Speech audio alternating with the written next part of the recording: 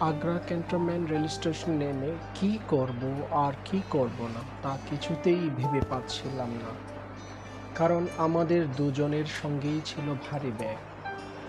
যদিও রেল স্টেশনে টাকা দিয়ে ব্যাগ রাখার ব্যবস্থা আছে, তবু পরে সিদ্ধান্ত নিলাম ব্যাগ নিয়ে যেতে, যদি এখানে আবার আসতে না হয়। তাই ব্যাগ কাঁধে করেই বেরিয়ে পড়লাম। রেল স্টেশন থেকে বের হতেই আমাদের ঘিরে ধরল দর্জন খানেক ট্যাক্সি চালক। শেষে 1000 রুপি দিয়ে সারাদিনের জন্য একটি ট্যাক্সি ড্রাইভার, লম্বা চওড়া পাগড়ি পরা এক শিখকে ঠিক করলাম। চুক্তি মোতাবেক যখন আগ্রা দুর্গের মূল ফটকে পৌঁছলাম, গাড়িটি পার্ক করে শিখ চালক জানালো সেই 2 ঘন্টা অপেক্ষা করবে।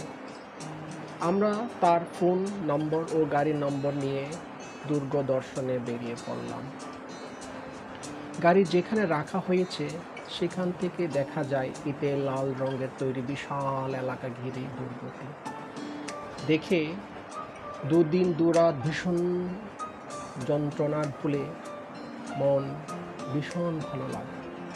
কারণ এতদিনেই ইতিহাসের পাতে পড়েছি সম্রাট আকবর, বাবর, জাহাঙ্গীর ও শাহজাহানের কথা। এবার সেই ইতিহাস চর্চার বাস্তব রূপ চোখের সামনে। ধীরে ধীরে পায়ে হেঁটে সামনের এগোতে থাকলাম। দুর্গের চারপাশে পরিখা ছিল, যদিও এখন সেখানে পানি নেই। শুনেছি সেই সময় এই পরীক্ষায় কুমির রাখা হতো। পরীক্ষার উপর স্তরে আরেকটি পরীক্ষা ছিল, যেখানে বাঘ ছেড়ে রাখা হতো। এরপর আসে দুর্গের বিশাল প্রাচীর। দেয়ালের খোপ ও গর্ত দেখা যায়, যেখান থেকে সৈনিকরা শত্রুদের উপর তীর ছুঁড়ত। আমরা টিকিট কেটে ভেতরে প্রবেশ করলাম। ফটো ও ভিডিও ক্যামেরার জন্য আলাদা ফি দিতে হয়েছিল।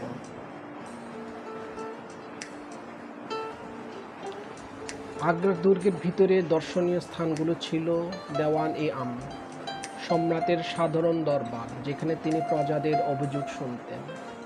দেওয়ান-ই-খাস, উচ্চপদস্থ অতিথিদের জন্য ব্যক্তিগত সভাকক্ষ। খাস মহল, সাদা মার্বেলের তৈরি, সম্রাট শাহজাহানের ব্যক্তিগত বাসস্থান। মুসলমান বুর্জ, অষ্টভুজাকার মিনার, যেখান থেকে তাজমহল দেখা যায়।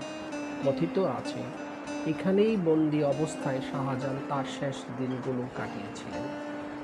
শীষমহল, আয়না ও কাচের কাজ করা রাজকীয় স্নাগার। মিনা বাজার, রাজ পরিবারের নারীদের জন্য নির্দিষ্ট বাজার।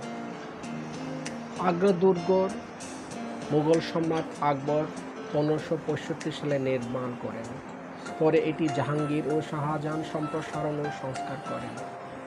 এটি ইউনেস্কো ঘোষিত একটি বিশ্ব ঐতিহ্য স্থান এবং মুঘল স্থাপত্যের অনন্য নিদর্শন।